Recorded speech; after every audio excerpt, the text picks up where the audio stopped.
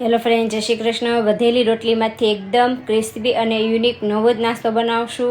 તો એક બાઉલની અંદર બાફેલા બટેટા, કાંદાના ટુકડા, લીલા ધાણા, આદુ મરચી, સ્વાદ અનુસાર મીઠું, ધાણા જીરું, ચાટ મસાલો, ગરમ મસાલો, બધી જ વસ્તુને હાથથી બરાબર મિક્સ કરી અને મસાલો તૈયાર કરી લેશું। તો આ રીતના મસાલો તૈયાર કરી અને હવે વધેલી રોટલી લેશું। તો એક રોટલી ઉપર આ રીતે ચમચી વડે મસાલો લઈ અને મસાલાને પાથરી દેવાનો છે। પીઝા કટોરીથી આ રોટલીના 6 ભાગમાં કટ કરી લેશું।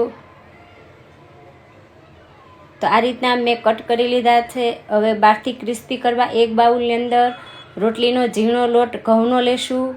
સ્વાદ અનુસાર મીઠું, કાળા તલ, લીલા ધાણા એડ કરશું અને થોડું પાણી એડ કરી અને મીડિયમ એવું બેટર તૈયાર કરશું। તો ગાંઠા ના રહે એ રીતે બેટર તૈયાર કરવાનું। જેમ જોઈએ એમ પાણી એડ કરી અને બેટર તૈયાર કરી લેશું। તો આ રીતનું મીડિયમ એવું બેટર તૈયાર કર્યું છે। હવે આમાં મસાલા એડ કરશું, હિંગ, હળદર, ધાણા જીરું, લાલ મરચું, બધા જ મસાલાને મિક્સ કરી અને ચમચી વડે આ ટુકડાને ફરતું આ બેટર લગાડી અને કાંટા સ્પૂનથી આ રીતે તેલમાં એડ કરવાના છે। તો બહારથી ક્રિસ્પી થાય ત્યાં સુધી આ નાસ્તાને થવા દેશું। તો એકદમ યુનિક, નવો અને ટેસ્ટી અને ક્રિસ્પી એવો નવો નાસ્તો બનીને તૈયાર છે। વિડીયો ગમે તો શેર, લાઈક